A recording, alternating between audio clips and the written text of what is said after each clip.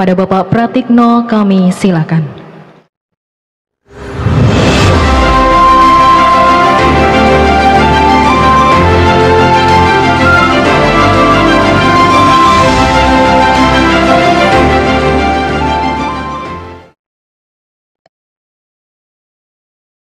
Mohon maaf kalau saya tidak begitu terlihat karena podiumnya ketinggian.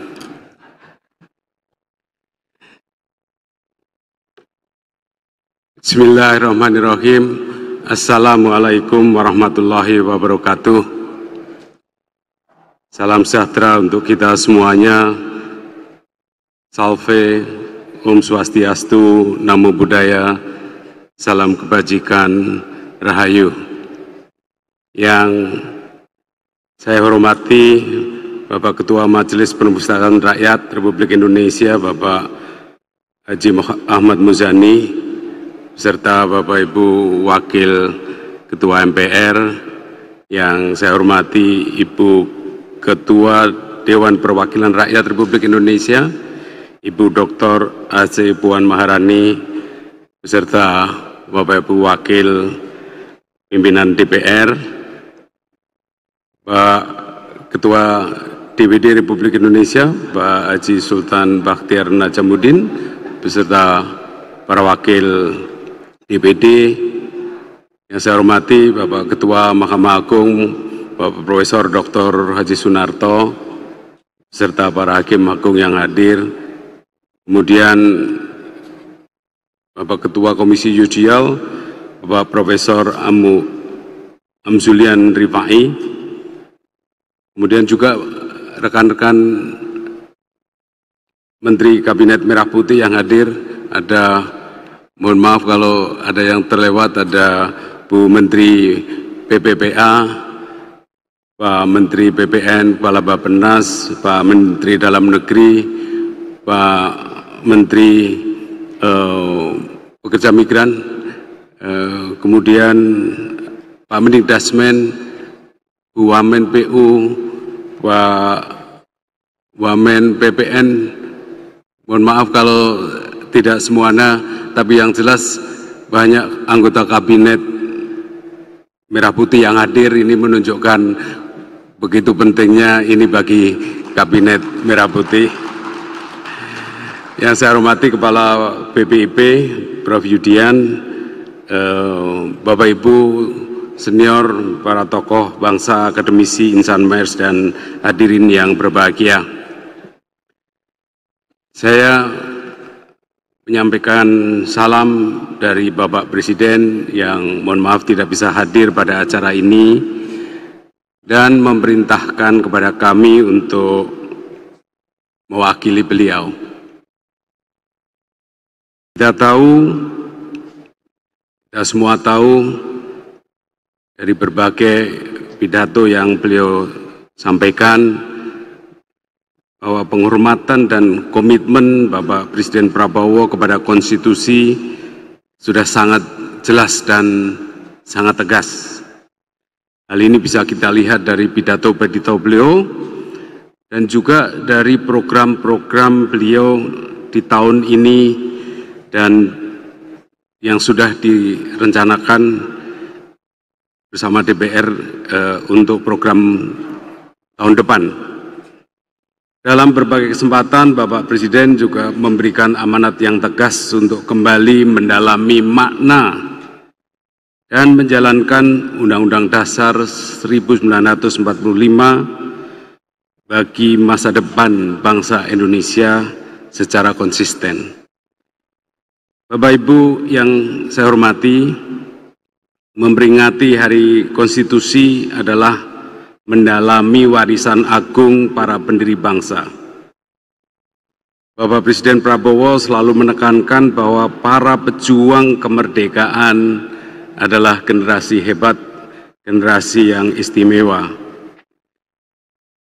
generasi yang merasakan pedihnya penjajahan, generasi yang melihat dengan penuh cucuran air mata bagaimana kekayaan Indonesia diangkut selama ratusan tahun keluar dari Nusantara, generasi yang rela mati demi kemerdekaan dan kejayaan Indonesia.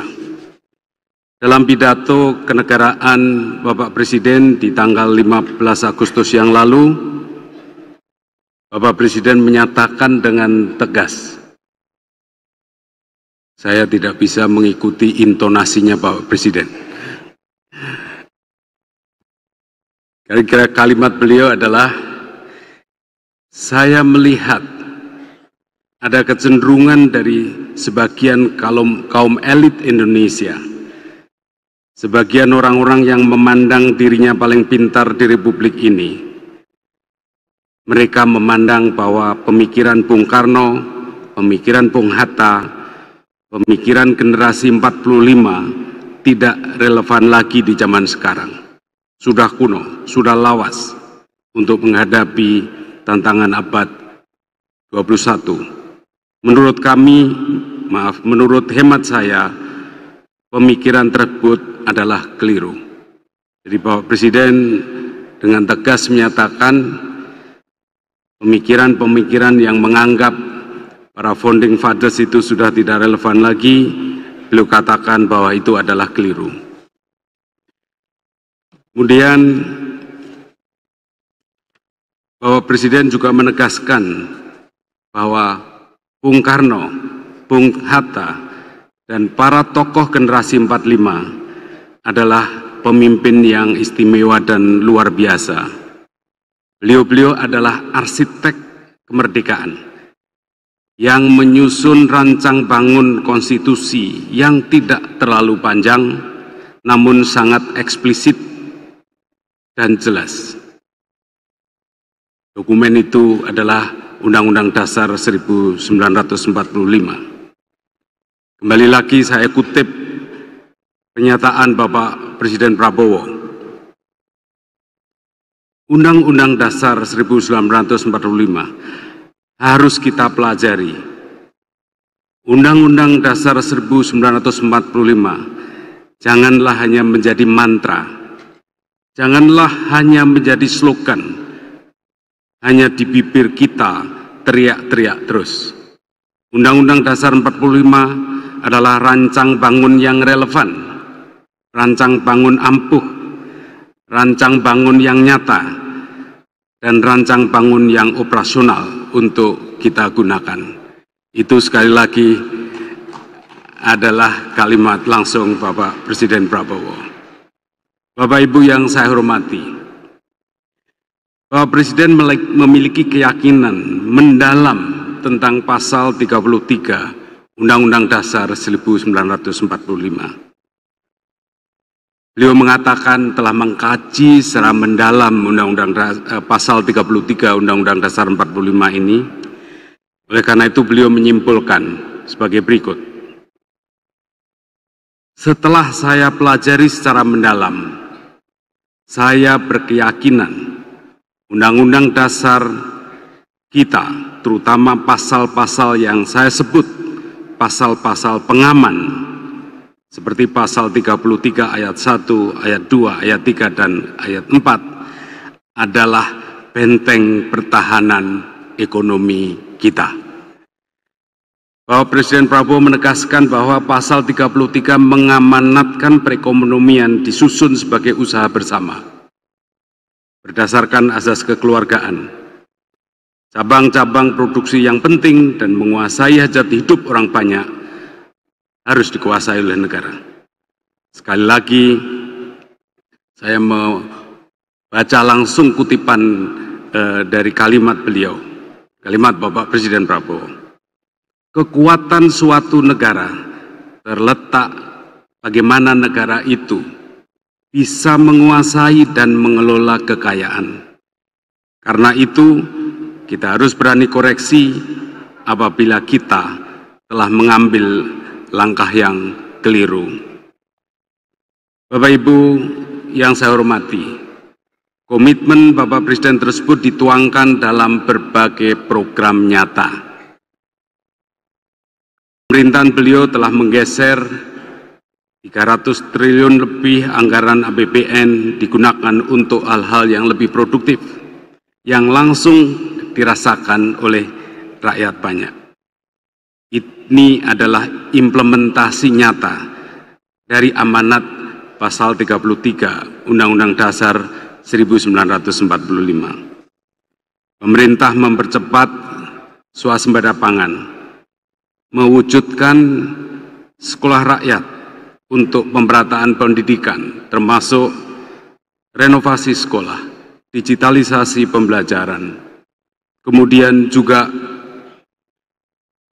sekolah unggul Garuda yang didedikasikan untuk the gifted dan the talented, anak-anak bangsa yang punya keunggulan luar biasa. Kemudian program beliau juga menghadirkan program kesehatan gratis, pemeriksaan kesehatan gratis bagi seluruh rakyat Indonesia, memperkuat bantuan sosial bagi yang membutuhkan. Semua ini bukan sekedar program, ini adalah amanat konstitusi. Ini adalah perwujudan cita-cita kemerdekaan. Merdeka dari penjajahan, merdeka dari penyusinan, merdeka dari kebodohan. Dalam sarasehan ekonomi yang diselenggarakan pada tanggal 8 April 2025 yang lalu, Bapak Presiden menegaskan, sekali lagi saya bacakan kutipan pidato beliau. Ekonomi kita berdasarkan Pancasila dan Undang-Undang Dasar 1945. Ekonomi kita harus berdasarkan sila-sila itu. Berketuhanan harus mengandung persatuan Indonesia. Kita tidak mau pertumbuhan Indonesia bubar. Kita tidak mau menjual kekayaan kita dengan murah. Kita tidak mau menjual tanah kita kepada bangsa asing dengan murah. Tujuan kita jelas. Kita yang berketuhanan, Indonesia yang bersatu dan berdaulat, kemanusiaan yang tidak boleh meninggalkan yang lemah, kerakyatan yang dipimpin oleh hikmat kebijaksanaan, serta keadilan sosial bagi seluruh rakyat Indonesia yang melindungi yang lemah, yang tidak menyuruh yang miskin harus bersaing dengan yang kuat. Bapak Ibu yang saya hormati, atas nama Bapak Presiden, saya mengajak Bapak Ibu sekalian dan seluruh rakyat Indonesia untuk konsisten pada semangat keindonesiaan, semangat mempersatukan kita dalam keberagaman. Mari kita tegakkan semangat kedaulatan yang membuat kita berdiri tegak di antara bangsa-bangsa lain. Mari kita hidupkan semangat patriotisme yang sering dikatakan oleh Bapak Presiden. Patriotisme yang mendorong kita mengabdi untuk negeri, patriotisme yang membangun. Bapak Presiden Pak Prabowo juga meyakini Undang-Undang Dasar 1945 adalah kompas kita. Pancasila adalah bintang penunjuk jalan kita. Para pendiri bangsa, para proklamator adalah teladan kita. Dan rakyat Indonesia adalah sumber kekuatan kita dan untuk siapa kita bekerja. Dengan tekad yang bulat, kita wujudkan Indonesia yang adil dan makmur, Indonesia yang berdaulat dan bermartabat, Indonesia yang menjadi kebanggaan anak cucu kita. Atas nama Bapak Presiden Prabowo Subianto, saya menyampaikan terima kasih atas dukungan dari semua lembaga negara dan seluruh komponen bangsa untuk menjalankan amanat konstitusi dalam dunia yang nyata. Semoga Tuhan Yang Maha Kuasa senantiasa melindungi kita dan memberkahi perjalanan bangsa Indonesia. Selamat Hari Konstitusi, selamat Hari Ulang Tahun Majelis Permusyawaratan Rakyat Republik Indonesia yang ke-80. Wassalamualaikum warahmatullahi wabarakatuh. Merdeka! Kepada Bapak Pratikno, kami mohon untuk tetap berada di tempat untuk bersama-sama melakukan prosesi pemotongan tumpeng. Untuk itu kami mohon kepada pimpinan MPR RI, Ketua Lembaga Negara Republik Indonesia, dan Sekretaris Jenderal MPR RI untuk dapat menuju ke atas panggung.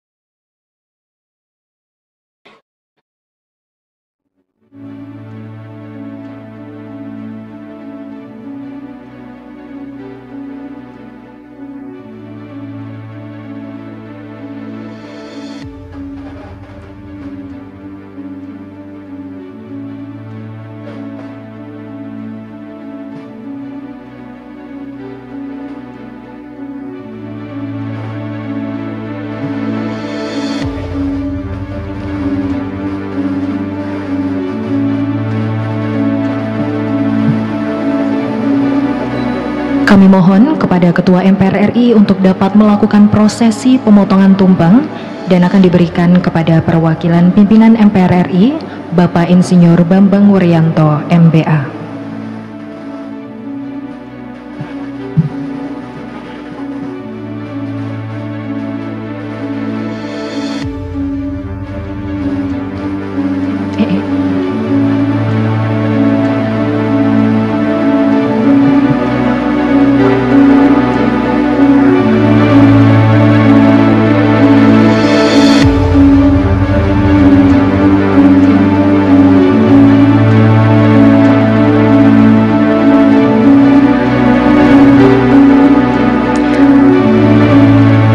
Potongan tumpeng pertama akan diberikan oleh Ketua MPR RI kepada Wakil Ketua MPR RI Bapak Insinyur Bambang Wuryanto, MBA.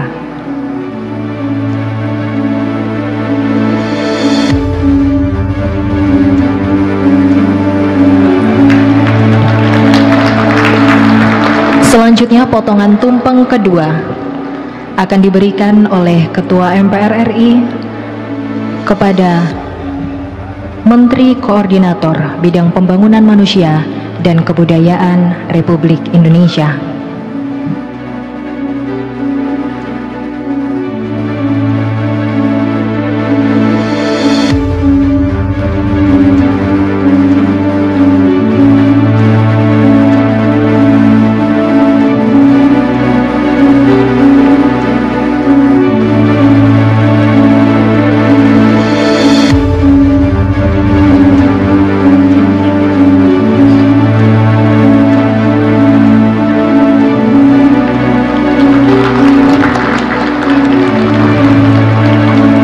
Dilanjutkan dengan sesi foto bersama.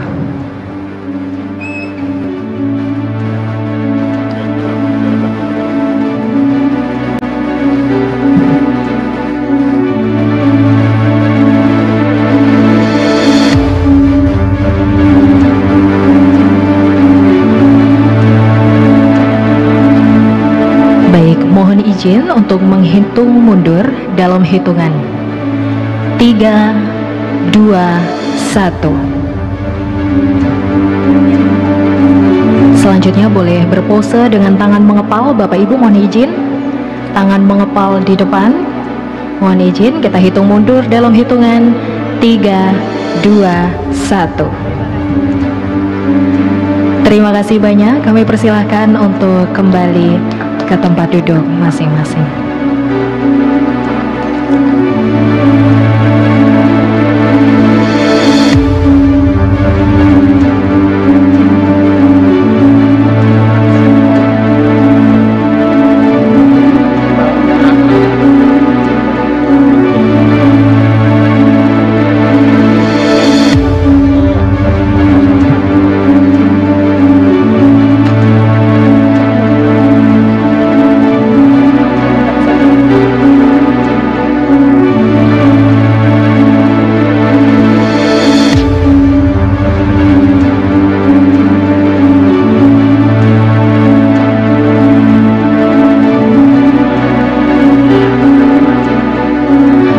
Bapak Ibu hadirin yang kami hormati, dengan demikian berakhirlah seluruh rangkaian acara peringatan Hari Konstitusi dan Hari Ulang Tahun ke-80 MPR RI.